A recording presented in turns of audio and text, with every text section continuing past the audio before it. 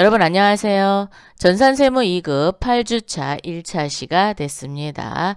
이번 차시에 배울 내용을 살펴보도록 할게요. 이번 시간에 배울 내용은 우리가 지난 시간에 그렇죠. 사원 등록까지 했었잖아요. 사원 등록을 하고 난 다음에 이제 한 달간 열심히 일을 하면 뭘 줘야 돼요? 급여를 줘야 되겠죠. 급여를 주기 위해서는 급여자료 입력이라는 메뉴를 통해서 급여를 입력합니다. 자, 한번 클릭해 볼까요? 클릭을 하면 이렇게 수당 공제라는 게 있어요. 한번 눌러보세요. 자, 눌러보시면 수당을 등록하는데 과세, 즉 세금이 부과가 되느냐, 세금이 부과가 되지 않느냐에 따라서 과세, 비과세로 구분이 됩니다. 자, 이렇게 과세, 비과세로 구분이 되고 그 다음에 공제는 소득세와 지방소득세는 누구나 다 떼는 거잖아요. 그래서 공제 등록이 없고요. 실질적으로 떼는 즉 4대 보험, 사회보험이라고 얘기하죠. 그 공적연금이라고 또 얘기도 하기도 합니다. 자, 사회보험은 띱니다. 뛸 때 국민연금, 건강, 장기요양, 고용보험 이렇게 띱니다. 이렇게 띄고 그 다음에 이제 학자금 상환이 있는 경우 뛸 수 있고요. 뭐 노동조합비, 뭐 상조회비 여러 가지를 여기 공제 등록에 해서 제하고 계산을 할 수 있습니다. 그래서 그런 거는 어떻게 하느냐? 여기서 이제 입력을 하시면 됩니다. 그래서 우리는 예제를 통해서 한번 살펴보도록 하겠습니다. 자, 교재 482페이지로 오세요. 실습예제를 살펴보는데 한국전자 1월부터 12월의 급여 내역이래요. 자, 지급은 매월 25일입니다. 그러면 그렇죠. 지급일이 25일이 되는 거고요. 그 다음에 귀속은 1월 거 25일이니까 1월이 귀속 시기가 되는 거겠죠. 수당 등록 및 급여 자료를 입력하고 각자 1월부터 12월 급여에 대해서 소득세 원천징수세액을 산출하시오 라고 했습니다. 즉 과세에서는 세금을 떼고 비과세에서는 세금을 떼지 말라라는 거를 프로그램을 통해서 입력을 하겠다라는 거고요. 공제 항목은 프로그램에서 자동 반영되는 금액을 사용할 것. 뭐 공제 항목을 별도로 넣는 건 없고 있는 거 그대로 끌고 와서 하겠다라는 겁니다. 자, 그러면 지급 항목을 한번 보겠습니다. 김세길의 기본급이 있고요. 자, 직책수당이 있고 월체수당, 그 다음에 중식대 자가운전 보조금이 있습니다. 자, 여기서 보시면 기본급인 경우에는 그렇죠. 과세가 됩니다. 자, 과세. 즉 세금을 부과하겠죠. 직책수당 과세입니다. 월체수당 과세입니다. 자, 중식대 같은 경우는 중식대라는 게 뭐예요? 밥 먹는 값이죠. 자, 중식대는 점심 식사대로서 이외에 별도로 식사나 기타 음식물을 제공받지 않는다라고 얘기했어요. 자, 식사를 제공받을 경우에는 중식대가 과세가 되는데 식사를 제공받지 않는다. 그러면 비과세가 됩니다. 즉 밥 먹는 값에 대해서는 세금을 불과하지 않는다라는 거예요. 그런데 얘는 한도가 있어요. 자, 여기다 써놓으세요. 자, 중식대 한도는 10만 원까지가 한도입니다. 뭐 중식대로 50만 원 준다고 50만 원 다 비과세 하는 게 아니라 10만 원만큼만 비과세를 해주는 거예요. 자, 그럼 김세길 같은 경우 15만 원이래요. 그러면 어떻게 될까요? 10만 원은 비과세, 5만 원은 과세로 전환이 됩니다. 그래서 프로그램에서 알아서 체크를 해갖고 자동 계산을 해주는 거예요. 자, 그래서 10만 원은 비과세, 5만 원은 과세 이렇게 되고 자가운전 보조금은 자기 차량을 가지고 회사의 업무, 즉 뭐 출퇴근을 하거나 아니면 회사 업무를 쓰기 위해서는 제공받을 수 있는 건데 실비를 제공받으면 얘는 과세예요. 그런데 실비를 제공받지 않고 급여에 포함해서 준다. 그러면 비과세입니다. 자가운전 보조금의 밑줄 본인 명의 또는 뭐가 있냐면 공동명의 있죠. 부부 공동명의. 그러니까 본인의 차량 등록증에 본인의 이름이 있으면 자가운전 보조금이 비과세입니다. 그랬을 경우에 많은 금액을 해주는 게 아니라 20만 원까지가 비과세가 되겠습니다. 20만 원까지만. 그럼 김세길인 경우에는 25만 원을 줬어요. 그럼 20만 원은 비과세, 5만 원은 과세가 되겠습니다. 자, 김세길의 국민연금 공제액은 13만 5천 원이다 그랬어요. 자, 그럼 요것도 공제를 한번 해보도록 할게요. 그러면 김세길, 박미나, 박영국의 급여를 이제 입력을 할 건데 프로그램으로 오셔서 자, 수당을 이제 맞춰야 되겠죠. 기본급 과세, 직책수당 과세, 월차수당 과세, 식대, 그리고 자가운전 보조금. 그런데 우리 식대가 아니라 뭐라고 돼 있어요? 중식대. 그러면 여기 중식대 이렇게 바꾸셔도 돼요. 중식대 이렇게 바꾸셔도 됩니다. 요거는 수당명인데 유형은 이렇게 한도가 비과세가 돼 있습니다. 그래서 10만 원까지만 비과세, 나머지는 과세 이렇게 되고요. 자가운전 보조금은 20만 원, 월 20만 원까지가 비과세, 나머지는 뭐가 되는 거예요? 과세가 됩니다. 자, 그러시고 보시면 야간 근로수당, 우리 이번에 야간 근로수당 있어요? 없어요? 없지요. 자, 이렇게 쓰지 않을 경우에는 여기를 자, 상여 있나요? 부정기적이라고 되어 있죠? 얘는 그냥 두셔도 됩니다. 네. 부정기적이라는 것은 지급할 때 선택하시면 되니까 그렇게 하시면 됩니다. 자, 얘도 부로 좀 이렇게 바꿔 놓으시고. 자, 그런데 얘를 이렇게 부로 바꿔 놓으시면 나중에 상여를 지급할 때 공간이 안 떠요. 그래서 그런 부분은 좀 조심을 하셔야 될 것 같습니다. 자, 그래서 상여 부, 그 다음에 직책수당, 월출수당은 쓰니까 그 다음에 중식대 또는 뭐 식대로 하셔도 됩니다. 뭐 식대로 그냥 바꿀까요? 네. 원래는 여기 이렇게 바꿔서 쓸 수 있습니다. 자가운전 보조금 그리고 야간 근로수당은 사용되지 않으니까 부, 국민건강, 장기요양, 고용, 학자금. 학자금은 우리 쓰지 않을 거예요. 그래서 부 갑니다. 부. 학자금은 학자금 체크가 되어 있는 사람만 나오게끔 되어 있어요. 그래서 여로 해놓으셔도 상관없어요. 자, 이렇게 해서 확인을 했고, 자, 확인. 그런데 여기 야간 근로수당이 이렇게 있는데 야간 근로수당이 얼마까지냐면 연 240만 원까지 비과세가 돼요. 근데 조건은 총급여, 전년도 총급액이 3천만 원 이하여야 되고 생산직 사업만 되고 월정액은 210만 원. 즉 요 과세로 된 게 210만 원이 넘어가면 비과세 혜택이 존재하지 않습니다. 자, 생산직 사원 연 240만 원 한도로 비과세되고 240만 원이 초과되는 그 시점부터는 과세로 전환이 되고 있습니다. 자, 그래서 확인. 1월 선택해 주시고 1월 며칠 날 지급한대요? 25일이죠? 25일 하면 김세길, 박미나, 박영국 사원 등록에 되어 있던 사람들이 다 불러 올리고 있습니다. 자, 기본급 300만 원이래요. 자, 300만 원. 직책수당은 50만 원. 월차수당은 30만 원. 자, 기본급, 직체, 월차가 모두 과세였어요. 그래서 과세에 380만 원 이렇게 찍힙니다. 식대 한번 15만 원 쳐볼게요. 그랬더니 비과세 얼마? 10만 원. 즉 10만 원까지는 비과세고 5만 원 어디로 들어갔어요? 과세로 이렇게 자동으로 세팅이 됩니다. 자가운전 보조금도 20만 원까지만 비과세가 되겠죠. 자, 그래서 총 비과세는 30만 원, 그리고 과세가 390. 그래서 390에 대해서 소득세 100%를 계산을 했습니다. 국민연금 얼마라 그랬어요? 13만 5천 원. 이렇게 입력해 주시면 됩니다. 자, 되셨나요? 이번에는 박미나 갑니다. 박미나 기본급은 330. 직책수당 없대요. 그럼 빈 공간으로 두시면 되고 월차수당 20.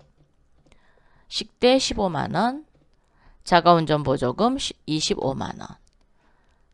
그래서 국민연금, 건강, 장기요양, 고용보험. 요거는 어디서 입력한 거냐면 우리가 급여자료 입력을 통해서 입력된 게 자동으로 끌고 온 겁니다. 자, 박영국 250, 30, 25만원, 15만원, 25만원. 자, 요렇게 해서 입력을 했습니다.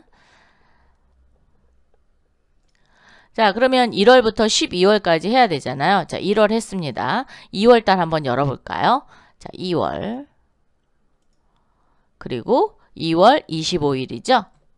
이렇게 치면 1월 달에 이미 급여를 지급한 게 있어요. 그거랑 똑같은지 아닌지를 보셔서 전월 급여 대장을 복사한다. 그러면 예 하시면 돼요.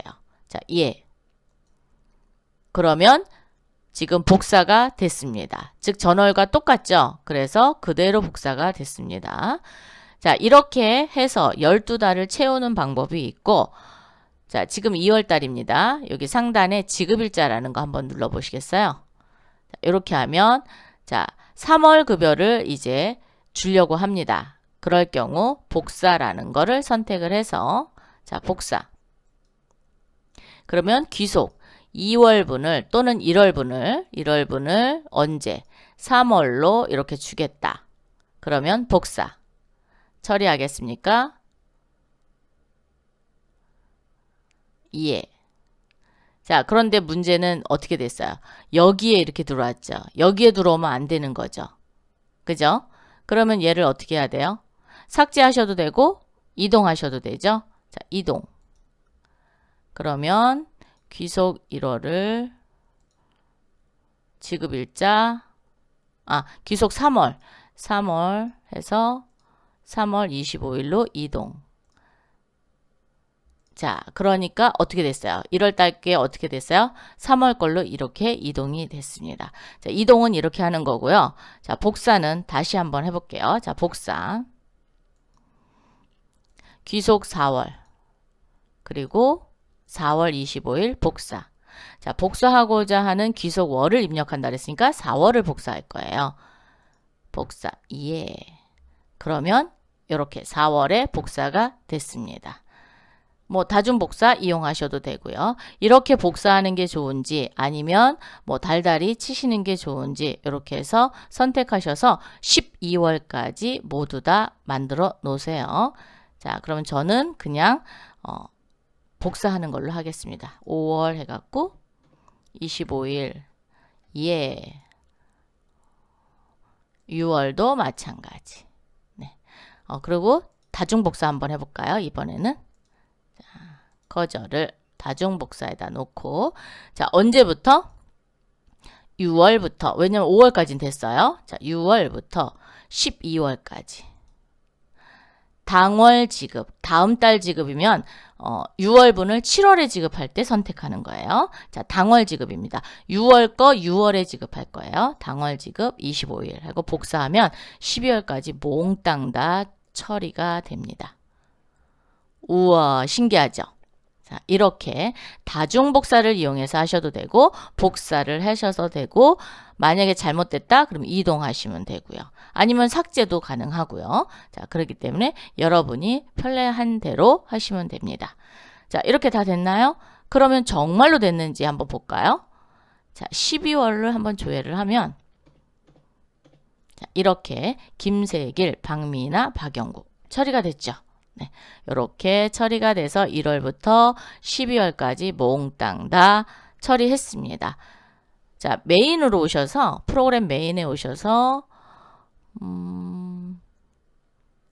급여대장 명세서를 좀 보려고 했는데 뭐 다시 그냥 급여자료 입력해서 볼게요. 네. 자, 체크하고 인쇄 버튼을 누르면 자, 이렇게 급여대장이 이거 너무 커지네. 자, 이렇게 해서 오른쪽에 보면 이렇게 영수 사인하는欄이 있죠. 우리가 월급을 통장으로 주기 때문에 반드시 이 급여대장 여기 사인 다 받아 놓으셔야 됩니다. 자, 이렇게 해서 볼 수 있습니다. 자, 이번에는 이렇게 세금을 줬어요. 그죠? 그러면 소득세와 지방소득세, 즉 소득세에 대해서 이제 신고와 납부를 해야 됩니다. 신고와 납부는 원천징수 이행상황 신고서라는 메뉴를 통해서 합니다. 자, 그럼 메인 창으로 오셔서 원천징수 이행상황 신고서 눌러주세요. 자, 눌러주시면 1월부터 1월. 자, 귀속이라는 건 급여를 계산한 달을 생각하시면 됩니다. 그래서 1월 급여를 1월 달에 계산을 했죠. 그리고 지급은 언제 했어요? 1월 25일 날 했습니다. 그래서 실제 급여가 지급된 날을 하시면 돼요. 자, 그래서 1월 이렇게 선택을 하고요. 정기신고인 경우에는 언제까지 납부를 해야 되냐? 지급일을 기준으로 해서 다음 달 10일까지 신고 납부합니다. 자, 신고 납부하는 걸 원천징수 이행 상황 신고서를 납부하는 거예요. 살짝 올리겠습니다. 네.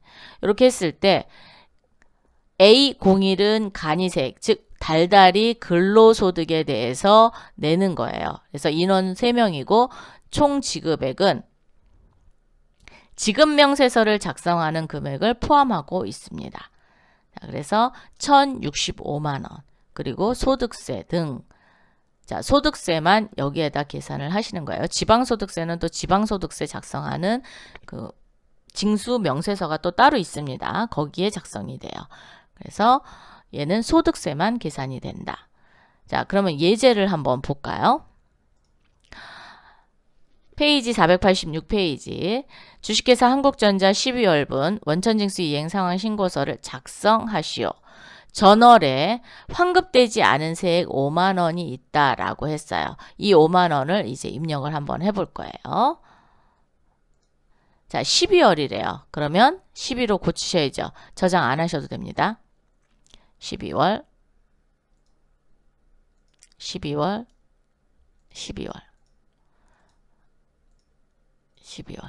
그리고 엔터 이렇게 세 건에 1,065만 원이다 라고 되어 있죠. 자, 이렇게 하고 소득세가 이렇게 나왔는데 전월에 환급되지 않은 세액이 얼마 있다 그랬어요? 5만 원이 있다 그랬어요. 그러면 여기입니다. 전월 미환급 세액을 여기서 가산을 하겠다라는 거예요. 5만 원. 이렇게 가산을 하면 13만 4,280원에서 5만 원을 제하고 8만 4,280원만 납부하겠다라는 겁니다. 그래서 전월에 환급받지 못했다라는 건 내가 되돌려 받았어야 되는데 못 받은 거잖아요. 그 금액을 빼주는 거고요. 만약에 환급이 너무 많이 됐다. 그러면 여기 기환급란에다 넣는 거예요. 기환급란에 넣어갖고 더 이번에 납부를 더 하면 되죠. 자, 그렇게 해서 나오는 게 전월 미환급 또는 기환급이고요. 만약에 요번에 뭐 환급 신청을 하겠다. 그러면 여기가 이제 마이너스인 경우에는 환급 신청을 할 수 있거든요. 그럴 때 여기 환급 신청액에 금액을 치는 겁니다. 자, 그렇게 형성된 게 원천징수 이행 상황 신고서이다 라는 거예요. 자, 그러면 여기 인쇄 버튼 한번 눌러서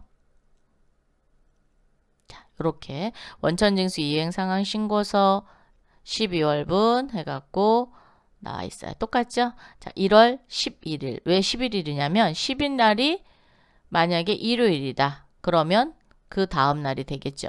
자, 그래서 1월 10일까지는 신고 납부하시는 겁니다. 이렇게 해서 처리가 됐습니다. 자, 이번에는 487페이지 이제 연말정산 추가자료 입력, 즉 12달까지 월급을 줬어요. 월급을 주고 소득세를 계산을 했는데 이제 연말정산을 할 거예요. 연말정산이라는 건 공제받을 거 공제받고 세액공제받을 거 세액공제받고, 즉 인적공제와 추가공제부터 시작해서 특별세액공제, 뭐 세액감면, 세액공제 이런 거 계속 소득공제도 받을 수 있죠. 이거를 작업할 수 있는 화면이 연말정산 추가자료 입력 화면이 되겠습니다. 이 연말정산 추가자료 입력은 전산세무 2급 시험에서 연말정산 자료 입력 문제가 빠지지 않고 나오고 있어요. 그렇기 때문에 반드시 여러분이 숙지를 하셔야 됩니다.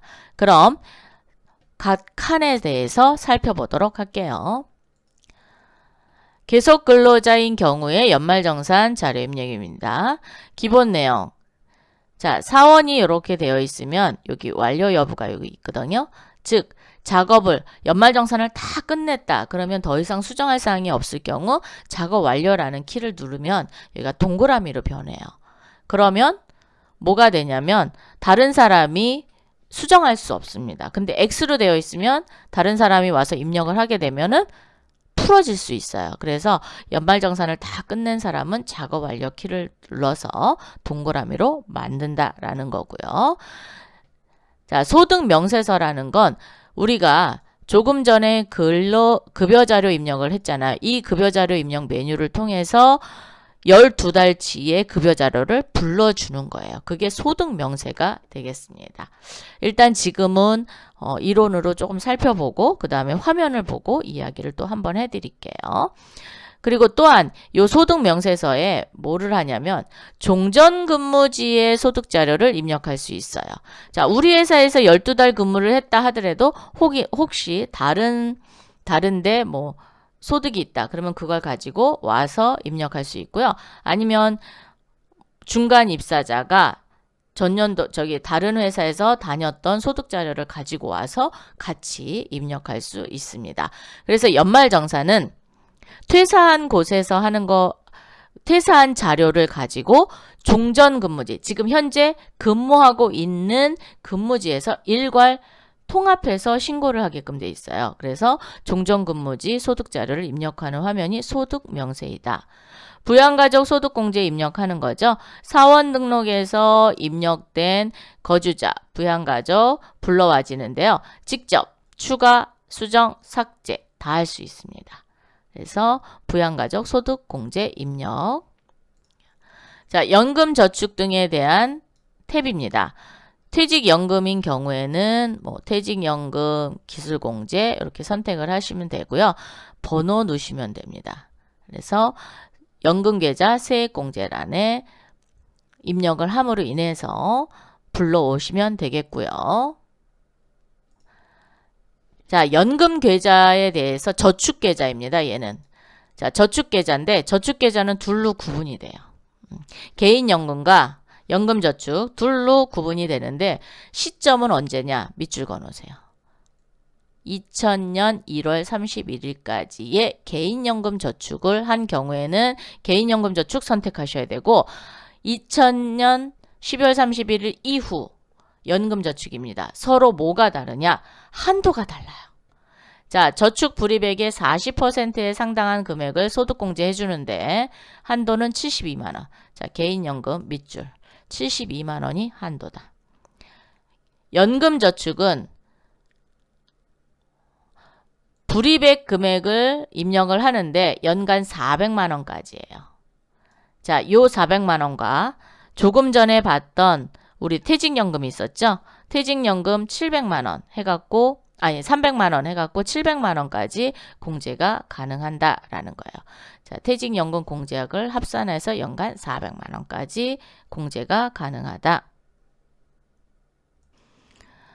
연금저축은 세액공제가 되거든요. 그래서 총급여 5,500만 원 이하의 근로자는 몇 프로 공제해 주냐면 15%를 공제를 해주고 있어요. 안 그러면 5,500만 원 이상자는 12%입니다. 자, 그래서 700만 원과 즉 연금저축은 400만 원이 한도고 그 다음에 뭐가 있었죠? 퇴직연금이 있었죠? 자, 퇴직연금을 여기다 더합니다. 그래서 700만 원과 비교를 해서 미니엄으로 해주는 게 연금저축보험이 되겠습니다. 연금저축 세액공제가 되겠습니다. 자, 월세 등 소득공제가 있는데 자, 월세 등 소득공제가 아니라 세액공제죠. 자, 세액공제입니다. 여기 이렇게 세액공제라고 바꿔주세요. 세액과 소득공제는 서로 달라요. 네. 자, 월세 세액공제는 얼마까지 되냐면 총급여 7천만 원 이하자만 해당이 됩니다. 총급여 7천만 원 이하자. 그리고 무주택 세대자 또는 단독 세대수가 되고요. 국민연금 주택 기준시가 얼마 이하냐면 4억 원 이하의 주택을 가지고 있는 사람이 월세액 세액공제를 받을 수 있고요. 10%입니다. 월세액의 10% 공제받을 수 있는 부분을 여기다 이제 입력을 하는 창이 되겠습니다. 네. 자, 이렇게 이론에 대한 거는 우리가 소득세 이론에서 이미 다뤘어요. 그래서 거기 가서 한 번 더 보시고 오셔서 입력하시는 연습을 하시면 좋을 것 같습니다. 491페이지에 신용카드 등 공제 가겠습니다. 일용근로자는 제외하고 배우자, 직계 존비속, 배우자의 직계 존비속을 모두 포함을 해서 신용카드 공제를 받을 수 있어요. 형제자매 안 됩니다. 네. 자, 연간소득 100만원 초과자는 제외한다 라고 했어요. 자, 그러면 한번 볼까요? 신용카드는 15%, 현금영수증 30, 직불카드 30, 전통시장 40, 대중교통 40. 여기에 또 뭐가 있냐면 도서공연 사용분할이라는 게 있어요. 자, 도서공연 사용분은 누구만 해당이 되느냐? 총급여 7천만원 이하자만 해당이 됩니다. 아무나 다 해주는 게 아니라 그렇죠. 총급여 7천만원 이하자만 도서공연 사용분이 있으면 별도로 또 공제를 해줍니다. 그래서 전통시장 100만원, 대중교통 100만원, 도서공연도 100만원,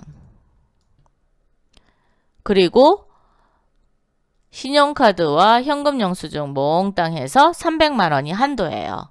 그러면 전체적으로 만약에 7천만원 이하자다? 그럼 600만원까지 한도가 늘려지는 거죠. 그런데 얘는 각각이에요.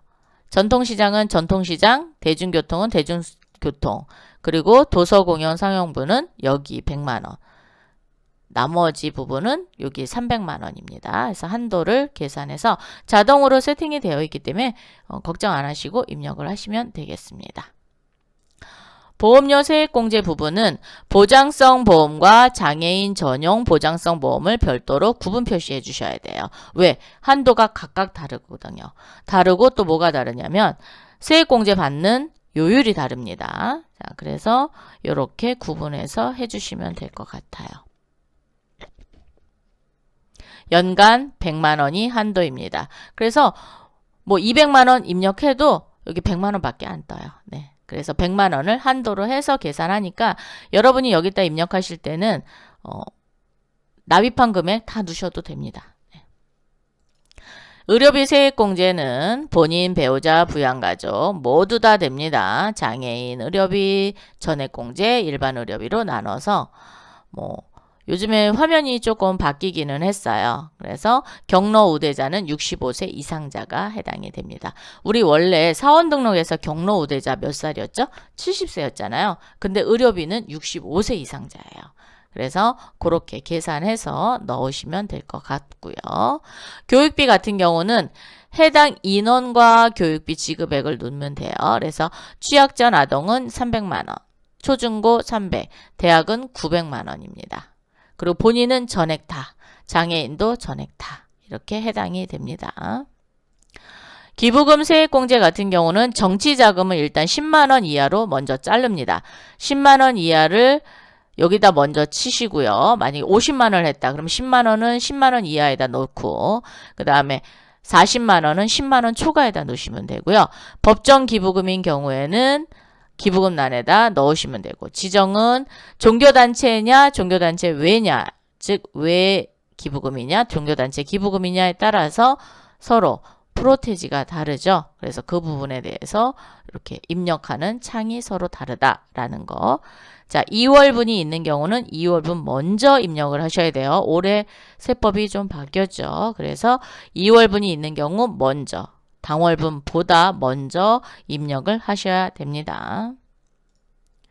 자, 실습 예제를 통해서 우리가 연말정산을 하는데 중도퇴사자를 한번 해보고요.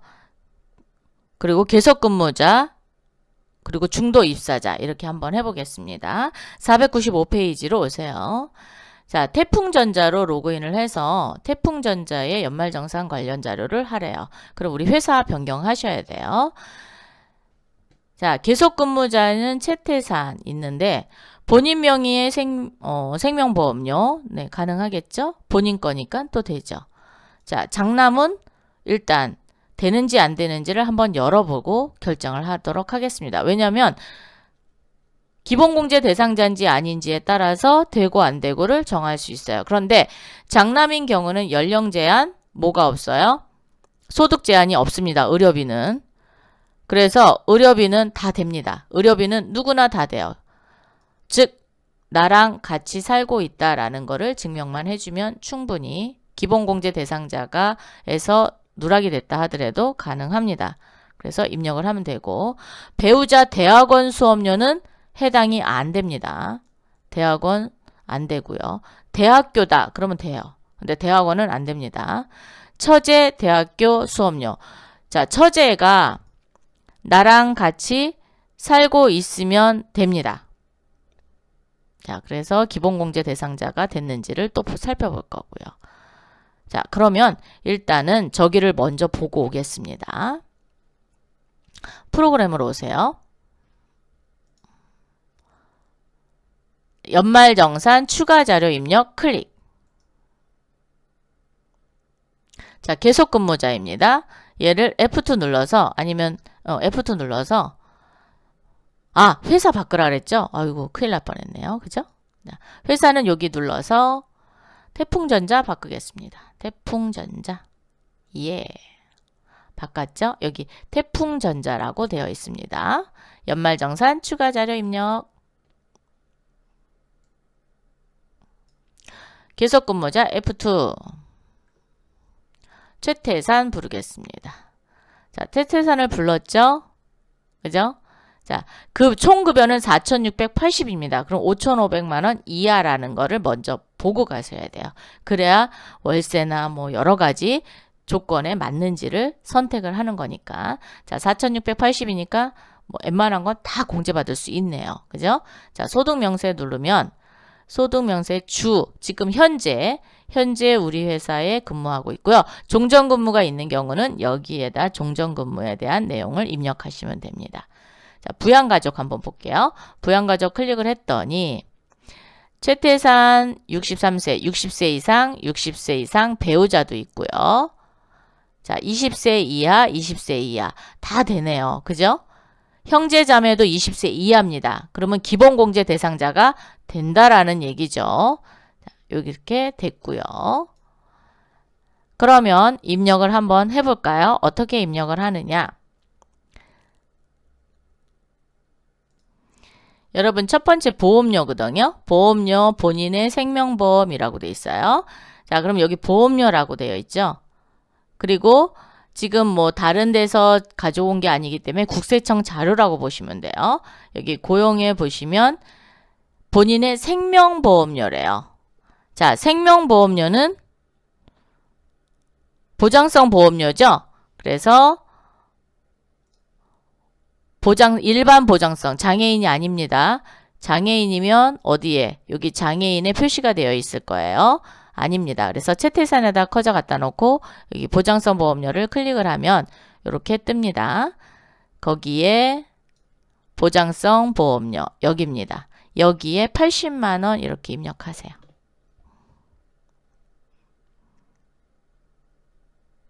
자, 여기에다 입력하셔도 되고요. 확인 한번 누르고요. 또는 여기 연말정산 자료 입력에 오셔서 여기다가 입력을 하셔도 됩니다. 여기다가 80만 원 이렇게 입력하셔도 돼요. 지금 입력이 되어 있으니까 여기죠. 안 되죠. 네. 여기다 입력하셔도 됩니다. 자, 그러면 지출액은 총 80만 원이죠. 80만 원 하면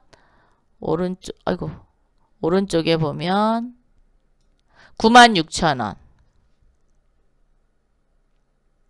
이렇게 계산이 됩니다. 장애인 같은 경우는 여기다 입력을 하셔도 되고, 네. 자, 만약에 여기 부양가족에서 입력을 했다. 그러면 어떻게 하느냐? 여기 연말정산에서 불러오기라고 있어요. 그래서 여기 불러오기 하시면 됩니다.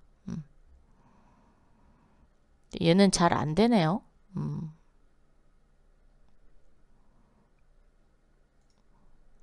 자료 갱신 한번 해볼까요? 예, 합니다. 그래서 여기다가 입력하세요. 여러분 여기다가 그냥 입력하세요. 네. 자, 그 다음에 의료비 공제가 있었어요. 그죠? 의료비 공제는 의료비란을 클릭하고 이렇게 나눠집니다. 자, 그러면 얘를 살짝 올려서 자, 본인께 있고 장남께 있었어요. 근데 장남은 도대체 몇 살이냐? 부양가족을 눌러보니까 장남이 20세 이하네요. 그죠? 자, 20세 이하서 여기를 더블 클릭, 그 밖에 공제 대상자죠. 그래서 본인은 여기, 본인 65세 이상자에다 눕니다. 370. 그리고 그 밖에 공제 대상자인 430.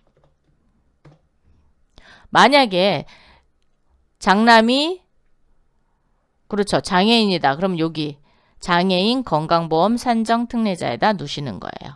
자, 이렇게 해서 확인을 누르면 의료비 800만 원에 이렇게 됐습니다. 혹시 뭐 의료비 명세서를 작성하라. 그러면 의료비 명세서에서 작성하고 오면 되는데 지금 교육용에서는 그 부분이 없네요. 그죠? 그리고 이번에는 교육비가 할까요? 교육비는 배우자, 처제도 기본공제 대상자가 됐어요. 그래서 입력을 하는 건데 배우자는 대학원이라 안 된다 그랬죠?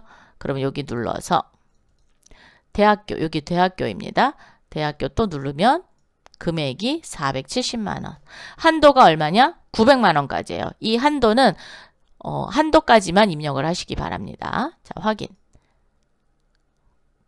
그래서 470만 원. 됐죠? 이번에는 신용카드입니다. 본인 신용카드 총 사용액이 도서 공연 지출비 30만 원이 포함됐다라 그랬어요. 왜 뭘 받냐면 소득명세서에 와갖고 연말정산 위에 쭉 보면 총급여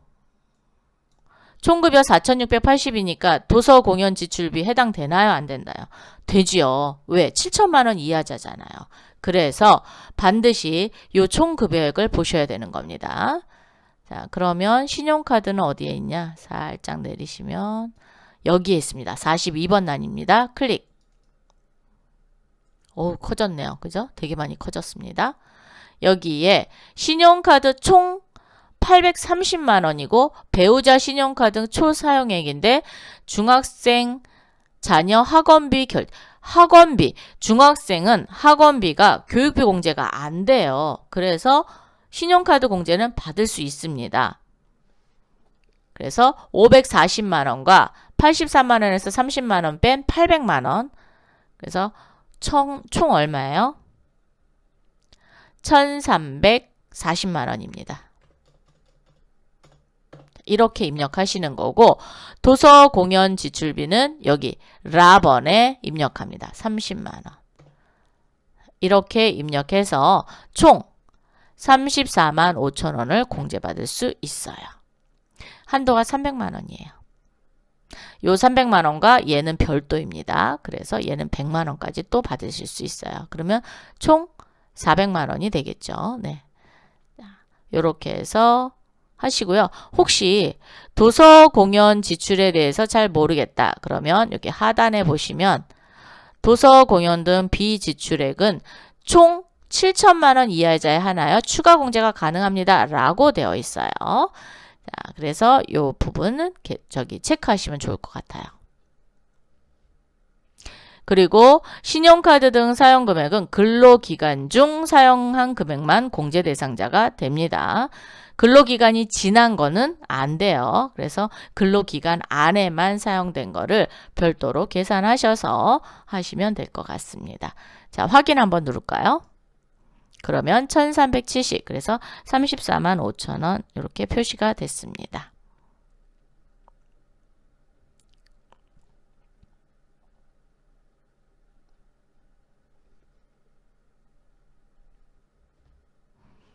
자, 그럼 전체를 한번 보겠습니다.